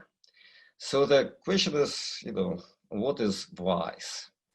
It's actually very difficult to find contemporary literature on this concept. So much has been written on virtue, ancient virtues and modern virtues and whatnot, and postmodern probably virtues as well, but very little is written about vices. So everyone cites Dante's list, which goes from vanity to lust. I just have it here to remind you what vice is. Vice is not sin, you understand that. And sin is not necessarily based on vice. So what is vice? My interpretation is that vice is, typically vice is addiction. Just look at this. Some of this is kind of clearer or more straightforward than other vices like gluttony or lust or avarice. That's very straightforward. With the envy or say wrath, sloth, it would probably take more interpretive work to go from these particular vices to the idea of addiction. But let's go to addiction. probably many of you know, or some of you know that I'm not a philosopher, I'm a historian. So I will give you some very quickly some historical examples of addiction. So a classical addiction is one to sugar. In my book, which will be soon published in English under the title, A Natural History of Evil. So there are chapters about different kinds of commodities, natural resources. And one of my pet ideas is the contrast between sugar and salt. We consume salt as much as we need it. We don't consume more than that. We don't develop addiction to salt. Therefore, those who are trading salt, they make money, but they cannot make huge money. Imperialism is not about salt. Empires were about such things as sugar or tobacco or opium. Those soft or not so soft drugs that create addictions. So what is addiction? I will just show you some little pictures. This is one by contemporary Russian artist Andrei Molotkin, who specializes on kind of strange compositions, which are all kind of, which all shows oil and their connection to politics of human nature. We see here hope, you know, half filled, half full. Strange things. Here is a great, actually really great Russian artist, Vasya Loshkin. In this, he also has a big series of pictures about oil, but this one is pretty enigmatic. It shows oil without sugar, or maybe you could read this as kind of order. Please give me oil, no sugar, and a very, very strange beast. So from these visuals, let's get back to some of my speculations. So what is vice? Vice is a circle, a vicious circle. So vicious circle is the key to addiction. The more you have it, the more you need it. And the more you need it, the more effort you invest into having it, and the cycle repeats infinitely. Vicious circle. It's a pretty recent, while vice is a very old concept, vicious circle is a pretty new. My quick search came as far as Henry James, who used, or either coined or used this concept in 1892, and nothing else I could find about that. So vicious circle is a sequence, this is what dictionary says, is a sequence of reciprocal cause and effect in which two or more elements intensify and aggravate each other, leading inexorably to a worsening of the situation. What is really important here is to also to sort of to, because it's like, works like an infinite iteration. It goes, you know, farther and farther, broader and broader. It circulates and expands, like what, like an empire of humanity or capital. I think Marx in the Capital described this idea of eternal addiction, though I think that he didn't come to the materialist understanding of his self-perpetuating expansion, which comes really from such things as sugar, coal, tobacco, oil, etc. Here we have a wonderful picture by the Polish symbolist artist, the founder of Polish symbolism, Jacek Malczewski, Vicious Circle, it's called in Polish, vicious circle. And it gives this visual image of self-perpetuating kind of centripetal, whirling, rotation, expansion,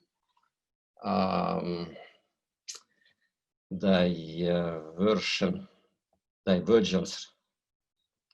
It also shows, I think it probably shows this life cycle, which goes into this vicious circle of madness. So from this guy to this guy, this of course is one and the same protagonist. So let's get back to this idea of vice. What do we know about vice? So I browsed and I searched, and I found some works on the idea of vice in Aristotle, and some of them were entirely meaningless to me, but some were pretty meaningful. So I quote from an old article by Thomas Brickhouse. This is his interpretation of Aristotle. The account of vice I am proposing then requires a distinction between two ideas of vice in Aristotle. One idea is Aristotle's bad people. Another idea is thoroughly bad people. Two different peoples. So this distinction is between those intemperate persons who can resist their appetitive urges that conflict with reason. These are just bad people. So they have the wrong idea of good. That's basically opposite to virtue, I think.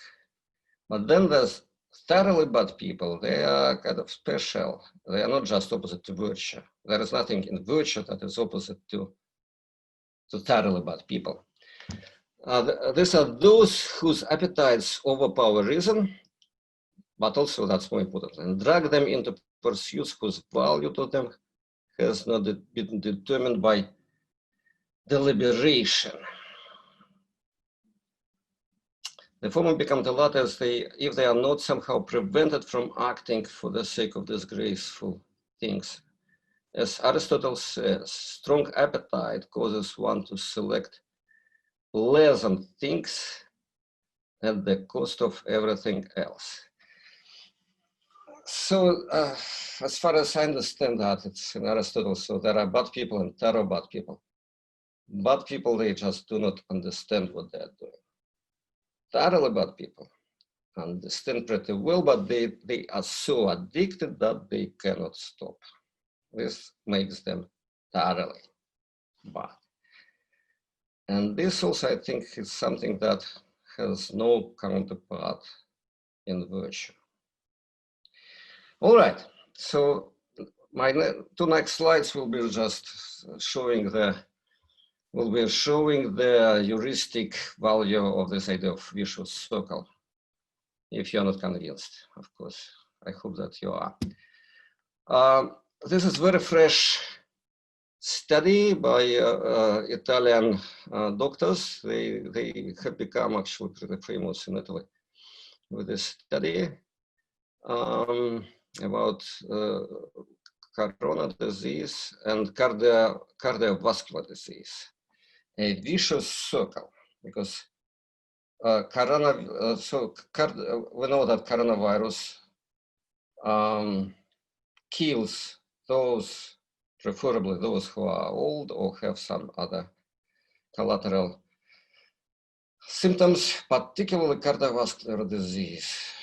On the other, so in many cases of death from coronavirus, this particular disease precedes the infection. Also, coronavirus predisposes to the subsequent disease. This is vicious circle. Another example. It's an article about some Chinese agricultural problems. A circular economy system which the authors propose to break the vicious circle between ecological fragility and economic poverty. So obviously in agricultural reasons, ecologically fragile regions become economically poor, then poverty with trash, garbage, mismanagement, uncare, eating bad animals. It also causes ecological fragility. And the circle walls in this self-perpetuating and ever-expanding manner. So this is of course all done in both cases. It's all done in the interaction between humans and non-humans, no doubt about that. But also in both cases, particularly in the last one, we see the agency of humans, or responsibility, to put it in a moralistic way, of humans overpowering the agency of nature. Anyway, so what I understand about these vicious circles is that they just go unhampered, like they whirl infinitely in this kind of self-expanding way, unless they are broken. So one thing that can break the circle is death. With the death of the protagonist, everything stops. So there should be some other ways to break vicious circles. I will leave you at this question mark.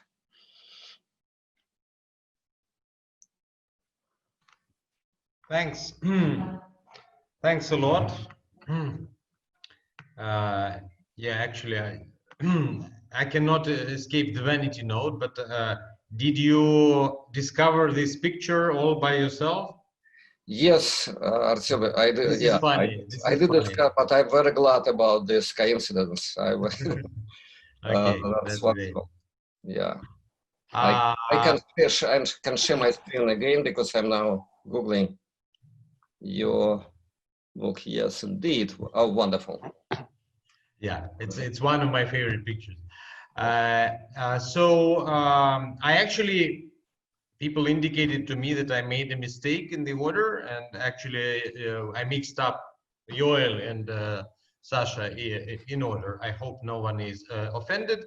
But now the good part is that we have two Russian language talks in order. So our next speaker is Yoel Regev, a professor of European University at St. Petersburg, whose title in English is Past Indefinite, Coronavirus and the Metaphysics of Presence. And Yoel will speak in Russian with, we will have a consecutive translation by our wonderful translator Oksana Yakimenko. Спасибо. Я думаю, что по своему базисному настроению то, что я собираюсь сказать, будет несколько отличаться от того, что было таким доминирующим тоном до сих пор. Потому что я думаю, что, да, конечно, можем сказать, что речь идет о мщении, о мести, что коронавирус — это возмездие.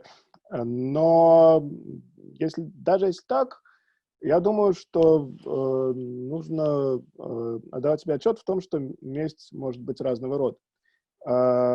И, может быть, мы имеем дело с таким вот народным восстанием, дубинкой народной войны, а может быть, мы имеем дело с Вандей, с вандейским мятежом. И мое предположение будет стоять как раз в том, что скорее верна вторая версия. Ну, недаром же тут корона какая-то, да? То есть явно мы имеем дело с чем-то таким монархическим и реакционным.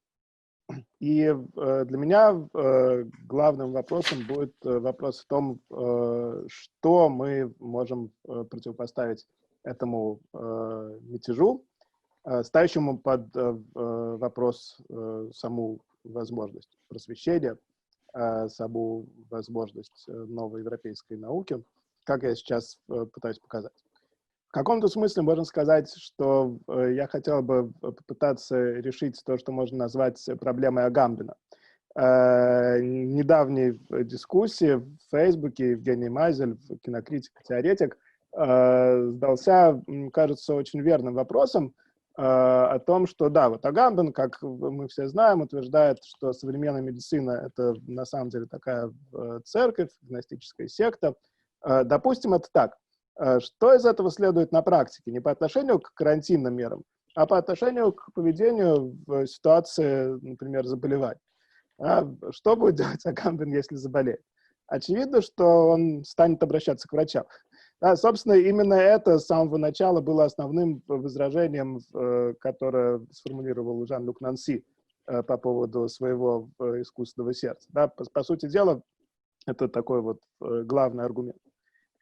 И то, что я пытаюсь сейчас вкратце сказать, будет на самом деле попыткой ответить на этот вопрос. Что нам следует делать с точки зрения Агамбена в этой ситуации? Ситуация, когда под вопрос поставлена сама возможность просвещения, сама истинность тех протоколов, тех способов, которыми функционирует новоевропейская наука. И на самом деле для того, чтобы чуть более ясно определить суть проблемы, мне бы хотелось как-то сосредоточиться на конкретной форме ее проявления, да, с чем мы, собственно, сталкиваемся. И вот, собственно, мой главный тезис, который вынесен в название доклада также, заключается в том, что этот кризис коронавируса, заставляет нас столкнуться с проблемой прошедшего неопределенного. И я сейчас постараюсь ее вкратце описать.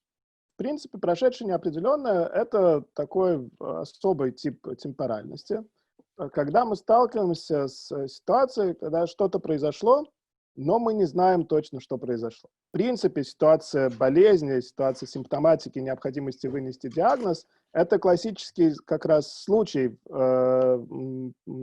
ситуации прошедшего неопределенного. То есть мы чем-то больны, но мы еще не знаем, чем мы больны. И я тут процитирую фрагмент совершенно удивительный, всегда мне казавшийся совершенно удивительным, фрагмент из книги Лившица, поздней его полемики с Ильенковым, где он рассуждает про понятие добра и про его онтологическую реальность. И очень странным образом он не находит лучшего примера для того, чтобы проиллюстрировать онтологическую реальность добра, чем болезнь. И Лившиц пишет так. Для того, чтобы что-нибудь стало определенным бытием, например, хотя бы болезнь, нужно, чтобы она прошла известный цикл самоутверждения. Или, иначе говоря, нужно, чтобы общее движение фактов приняло, как это всегда бывает, наиболее вероятное направление. Нужно, чтобы природа данной ситуации соблаговолила, сочла за благо открыть семафор болезни. Моряки говорят, что для того, чтобы войти в гавань или выйти из нее, нужно получить добро. Такое добро должно получить и болезнь для того, чтобы переступить порог реальности. Вот я думаю, что в ситуации кризиса коронавируса мы сталкиваемся с тем, что что-то пытается войти в гавань, что-то вошло в гавань, что-то случилось, но что точно случилось, мы не знаем. Причем это происходит одновременно и на глобальном уровне, и на уровне каких-то личных взаимодействий с болезнью, ипохондрии, да. Тут на самом деле еще интересно, что эта болезнь, она проявляется в каких-то совершенно повседневных и вроде бы на самом деле не опасных явлениях, типа там чихания или невысокой температуры, на первых порах, по крайней мере, а иногда и вообще. Ну и да, на глобальном уровне мы знаем, что что-то произошло, но у нас нет до сих пор, да, мы не понимаем, что такое коронавирус. не говоря уже о всяких конспиративных теориях по поводу его искусственного происхождения, мы не очень понимаем, как он действует, да, вот, возможно, сердечно-сосудистую систему он воздействует, да, хотя вначале казалось, что скорее на дыхательную, да, то есть вот такая ситуация неопределенности и неясности. Обычно мы к ситуациям такого типа, прошедшего неопределенного, относимся как к не вполне реальным, как связанным только с нашим субъективным незнанием, связанным с тем, что мы не понимаем, что произошло, но на самом деле известно, что произошло. У нас просто, да, есть какая-то недостача. И я думаю, что кризис, с которым мы сейчас имеем дело, его особенность заключается как раз в том, что здесь есть некоторое настаивание всей ситуации на том, что это объективная реальность. Да? Это не то, что мы просто не знаем, но оно где-то там есть. А что действительно мы сталкиваемся с ситуацией, когда что-то есть, но оно непонятно какое, оно непонятно что. И именно в этом смысле здесь, как мне кажется, идет речь о кризисе метафизики присутствия, потому что именно метафизика присутствия — это то, что заставляет нас предполагать, что хотя мы не знаем, что это, оно где-то там находится. Могут быть проведены какие-то анализы, какие-то экспертные процедуры, которые позволят установить, что это было.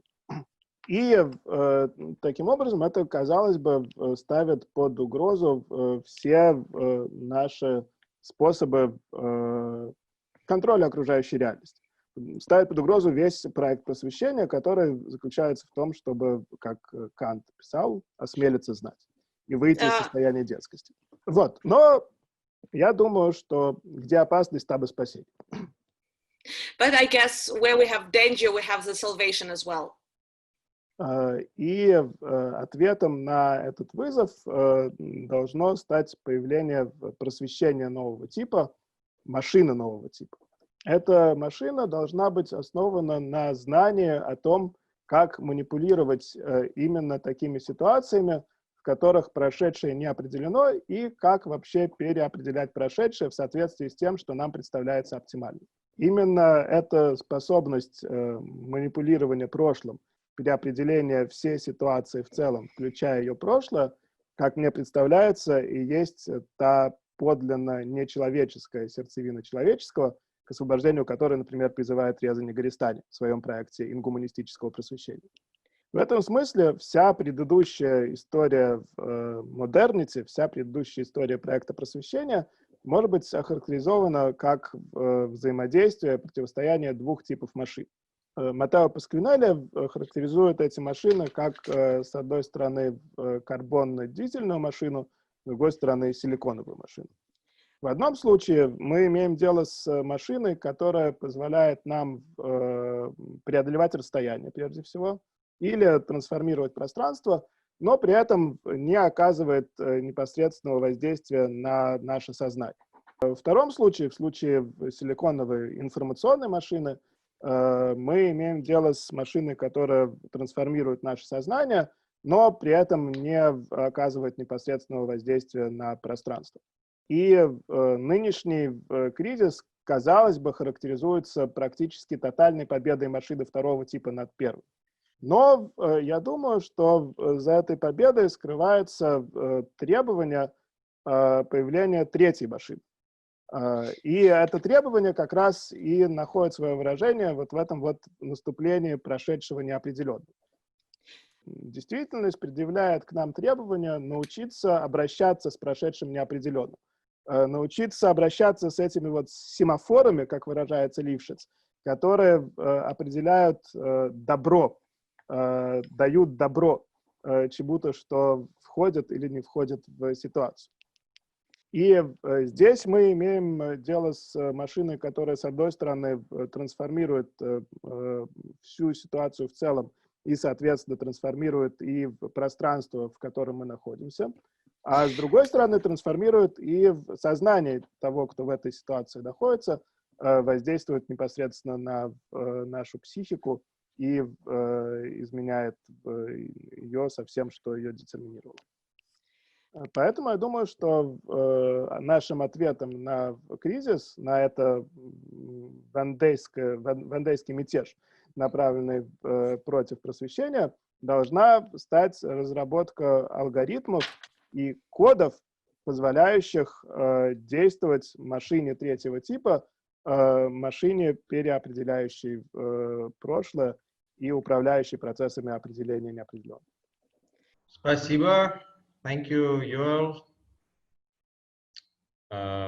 Very powerful and of course short, so we will probably have many questions to unwrap this.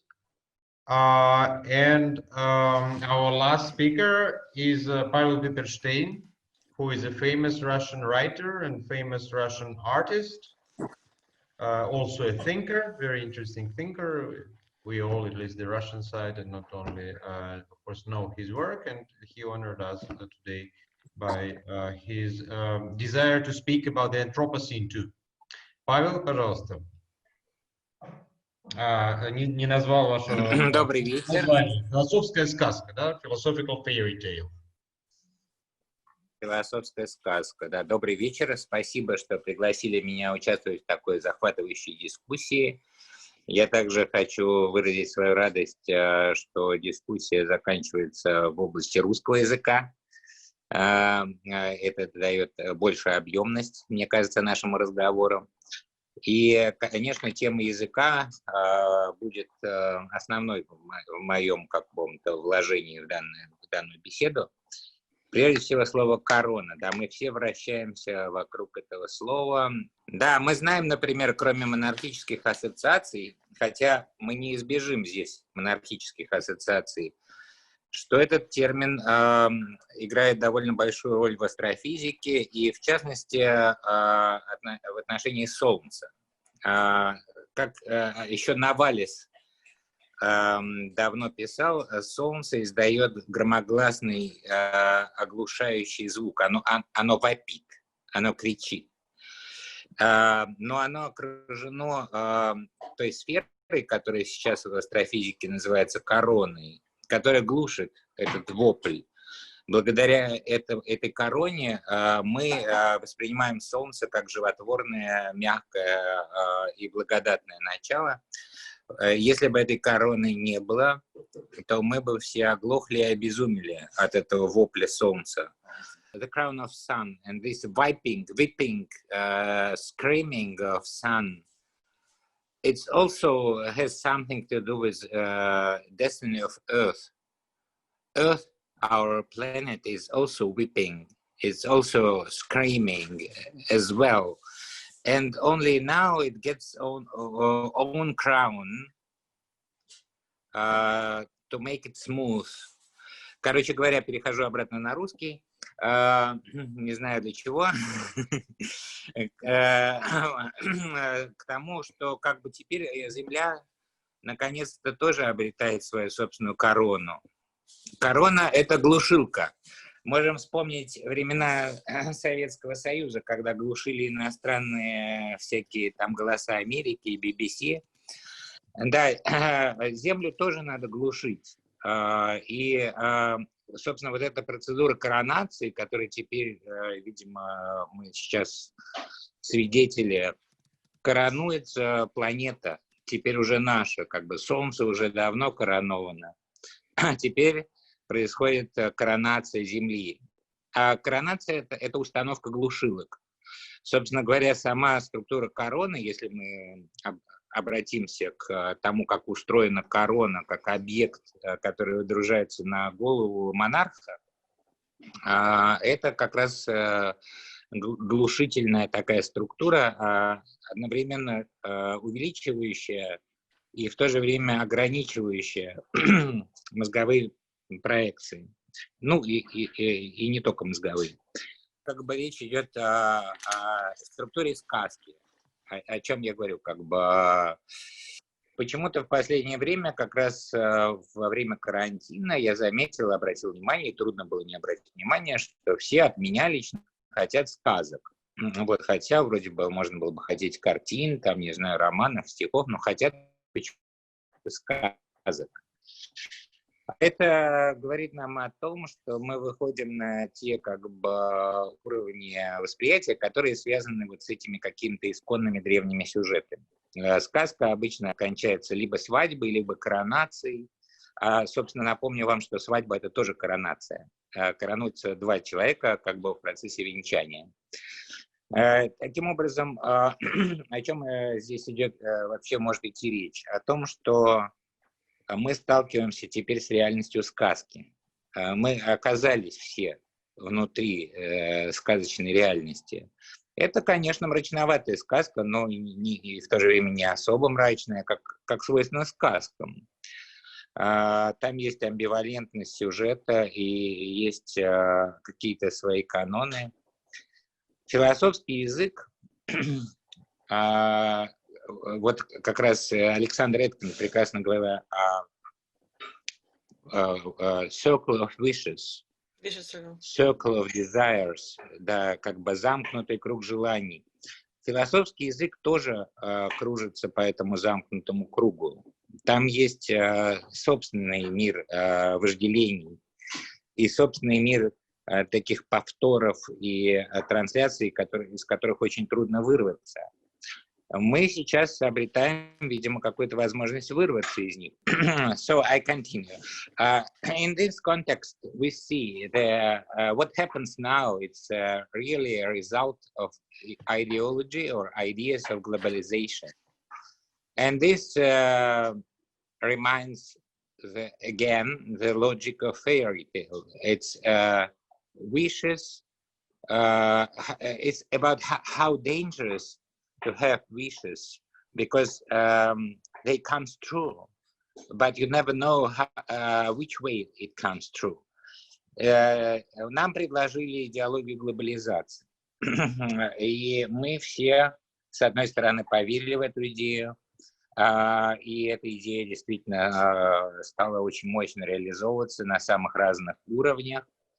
Но в какой-то момент она обрела свою окончательную и совершенно неожиданную реализацию, потому что только теперь можно сказать, что глобализация состоялась.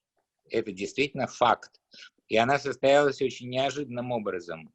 Посредством коронавируса это и есть, собственно, коронация идеи глобализации, одновременно крушение той концепции глобализации, которая заложена была в нее изначально.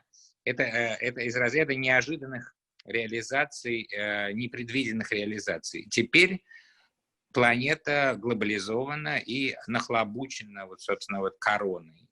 Поэтому нам приходится иметь дело с этим вот сюжетом. Причем физической, не какой-то там экзистенциально-психологической, физической изоляции.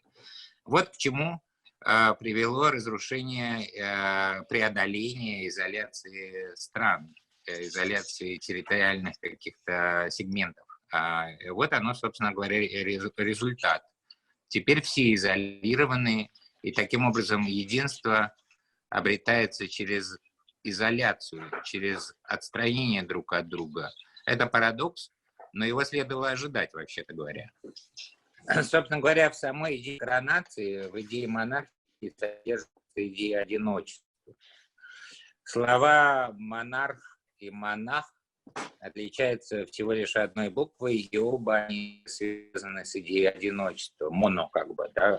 Одиночество монарха – это одиночество в кругу бесконечных придворных и свиты. Одиночество монаха – это одиночество в скиту.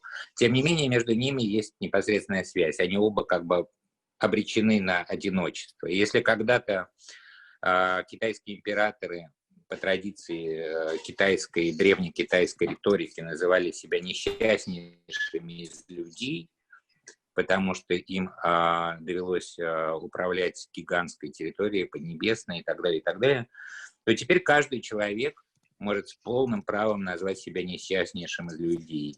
То есть каждый человек становится действительно монархом, монахом, коронуется наша планета, коронуемся мы все.